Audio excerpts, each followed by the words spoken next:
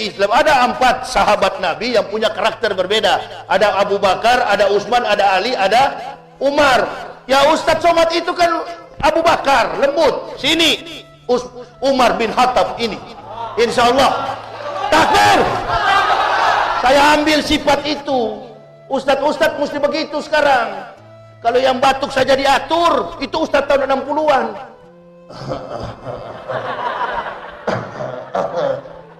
Makan pun pengawal sampai berapa orang. Ambil ikan ada pengawal 1, ambil nasi ada pengawal 1. Istri saya nggak pernah saya suruh sendoki, nggak pernah. Tanya istri saya. Tapi kalau subuh lain cerita. Hah? Istri saya nggak pernah saya bilang, mak tolong ambil nasi itu, enggak. Tidur di rumah nggak pernah pakai spring bed. Ada spring bed sampai yang mahal punya ada di rumah. Saya tidur di karpet di lantai selama 12 tahun. Tanya, wallahi. Punggung saya ini sudah kenyang dengan kenikmatan dunia. Jangan tidur sekarang. Ditampilkan ustadz-ustadz memang yang betul-betul melawan dengan kebatilan. Tapi tetap pada jalur tidak melawan hukum negara. Dan nggak usah bawa-bawa kelompok, mati sendiri. Nggak usah bawa-bawa saudara Muslim. Kau berdakwah sendiri, matilah kau sendiri. Jadi saya sarankan dari mimbar ini kepada adikku Ustadz Somad, pergi layani umat. Yakinlah Allah besertamu, iblis gak mampu menggugat kebesaran jubah yang telah Allah kenakan di dalam diri. Gak bakal itu. Kalau Allah sertai kita, siapa yang mau ganggu? Saya aja cuma 1 ayat begini, saya tahu gak ada yang berani ganggu. Hadis itu terus, gak ada yang iblis bisa ganggu. Kenapa? Karena iblis pun takut sama Umar. Setan pun takut dengan suara Umar, begitu. Kok nggak ada yang ikut yang begitu? Ada. Saya punya buku tentang Umar, begini tebal, karangan Dr. Haikal. Kata Rasulullah SAW sebelum beliau wafat, beliau katakan, kalau ada lagi Nabi sesudah aku, Umar orangnya. Kenapa? Kita ini ceramah, wah, ada yang jenggotnya panjang sekali di YouTube. Dia tidak ada memihak kepada kebenaran, yang dia pihak dia di tengah-tengah. Ustadz cari aman. Ustadz cari aman, yang penting pulang amplop. Yang saya butuh adalah kebenaran, tegaknya negara kesatuan Republik Indonesia, terutama tegaknya dakwah Islamiyah demi anak cucu kita di masa mendatang. Itu yang kami butuhkan sebagai ulama, sebagai pendakwah kemana-mana. Mati di jalan Allah, iskariman aumut, hidup mulia atau mati syahid. Takut mati? Enggak lah. Maka saya enggak butuh pendamping, saya enggak butuh pengawal. Saya butuh istri saja di samping, kalau enggak bisa rontok seminggu. Istri saja di samping kiri kanan saya dengan anak kecil, masih bayi. Paling gampang bunuh saya ini. Gampang? Enggak juga gampang. Nggak juga gampang, saya melawan. Coba, kalau nggak percaya, coba aja lah habis ceramah ini di luar sana. Untung alhamdulillah, Ambon sudah aman, Poso sudah aman. Alhamdulillah. Kalau seperti dulu, insya Allah antum dapati anak paling depan. Anak paling depan. Insya Allah. Kalau seperti Ambon dulu, Poso dulu, tapi itu kan bukan perang agama. Islam dan Kristen dijadikan kuda tunggangan untuk mencapai isu-isu politik. Sama dengan sekarang, diadu kita, ditabrakkan kita. Untuk apa? Kepentingan politik. Ustadz jangan mau ditunggangi. Dan jangan coba-coba memanggil Ustadz Somad seperti kampret, ya seperti cebong yang di televisi itu. Dia bilang-bilang Somad. Jangan. Saya sangat hormati beliau itu, karena beliau banyak ilmu dari beliau saya serap. Mana ada orang sekaliber beliau. Ini bukan kemampuan Ustadz Somad. Orang yang habis 30 juz bukan kemampuan dirinya. Kemampuan dari mana? Dari Allah yang dikenakan kepadanya. Saya dari kafir, mana bisa ibu bapak ceramah berjam-jam seperti ini. Orang yang baru masuk Islam dari kafir bisa berdakwah begini. Siapa yang berikan? Allah tanamkan ilmu di lidah saya. Jadi bukan saya yang berbicara, Allah dengan kemampuannya kepada kita. La haula wala quwata illa billahil aliyyil azim. Diberikan ilmu itu, ditaruh ke dalam lidah kita. Orang-orang pilihan, banyak ustadz di Riau sini. Ada yang doktor di Masjid An-Nur, guru kita, ulama kita, dokter yang istiqomah, men. Dokter Mustafa Umar, itu betul-betul dokter, berdiam di masjid, mendidik umat dengan ilmu agama. Ente kuliah di Mesir, jadi gubernur, Masya Allah. Lombok, saudara-saudara kita ditimpa musibah. Hati-hati, Bali tidak ditimpa tsunami, Bali tidak jadi gempa. Aceh, tadi malam saya katakan di Koto, Pangkalan Koto Baru, Sumatera Barat sering jadi gempa. Kenapa? Mayoritas Muslim, hobi bermain judi, hobi narkoba. Di Kota Padang, di Aceh juga begitu. Lebih cepat dihisap oleh Allah. Kenapa? Karena kata Kiai Haji Muda Arifin Ilham, karena terlalu banyak munafik di negara ini. Dia nggak suka kalau lihat orang Islam dalam masjid begini, marah dia. Dia lebih suka di jalan-jalan main gaplek, judi. Kalau dibilang kafir, marah tuh. Dibilang kamu nggak sholat, kamu jadi seperti orang kafir, tersinggung. Alhamdulillah lumayan masih ada iman. Nggak apa-apa, tetap masuk surga, tapi benjol-benjol. Begitu. Nah, di saat sudah tidak sholat, di saat sudah tidak ke masjid, datang orang kafir. Sini dulu kamu. Kamu agamamu apa? Islam. Kok kamu nggak sholat? Ya nggak. Nih 1 M. Kau hantam saudaramu sana. Kamu agamamu apa? Saya Islam. Kok kamu nggak pergi sholat Jumat? Iya. Nih 500 juta.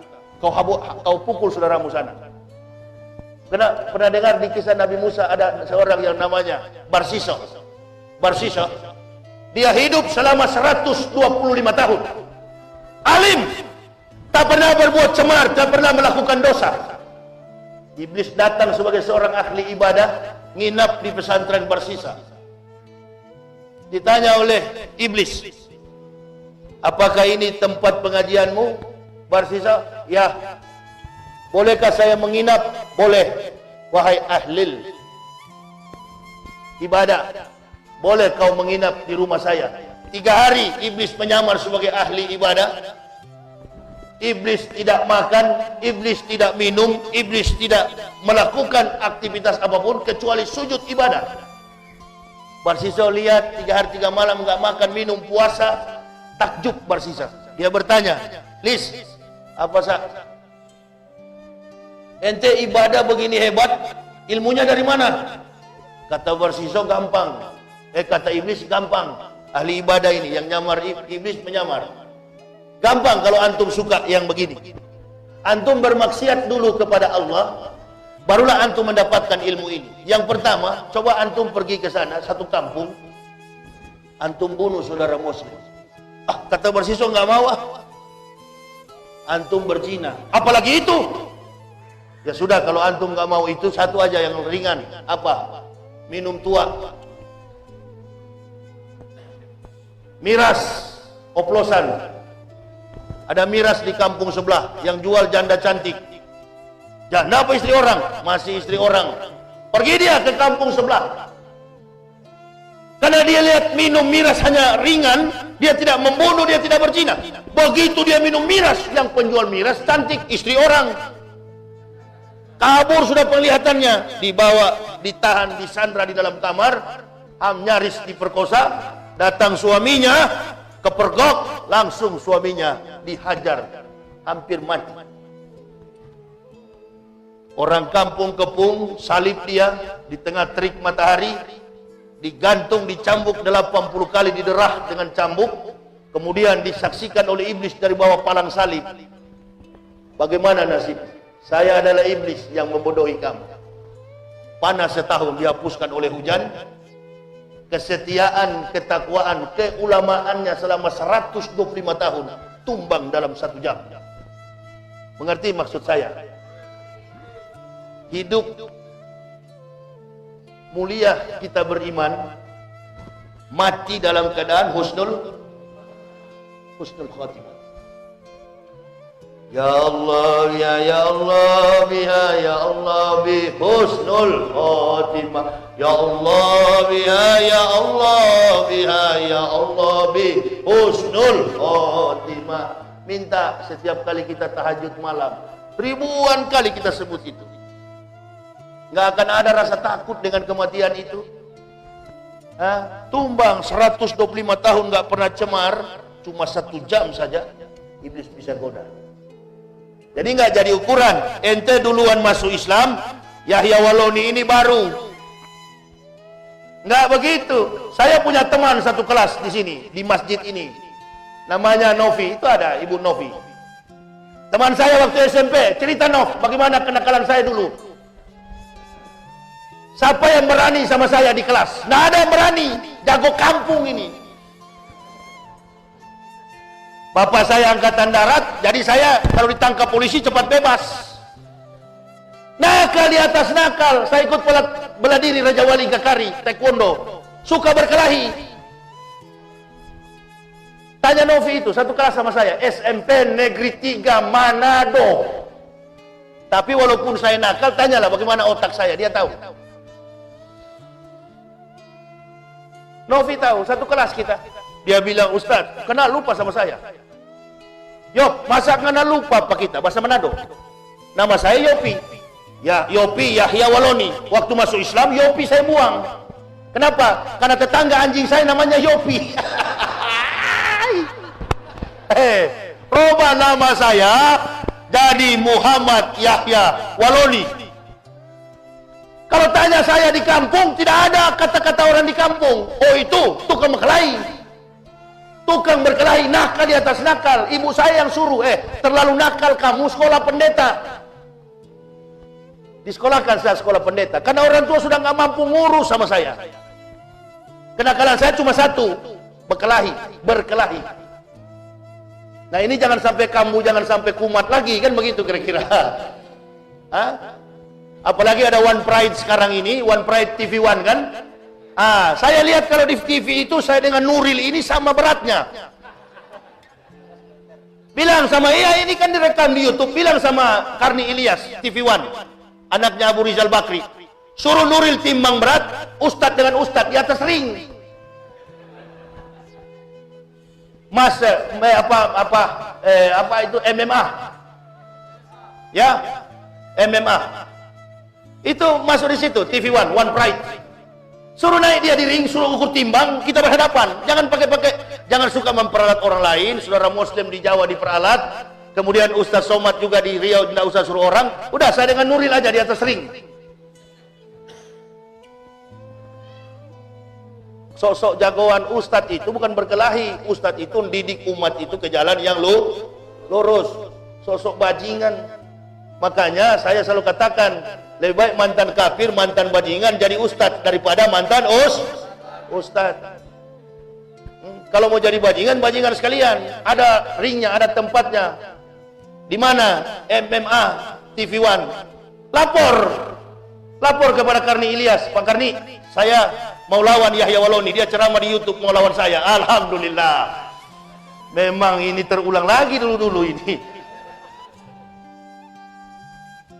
Kalau mau jadi petinju, mau jadi tukang kelahi, jangan jadi ustadz.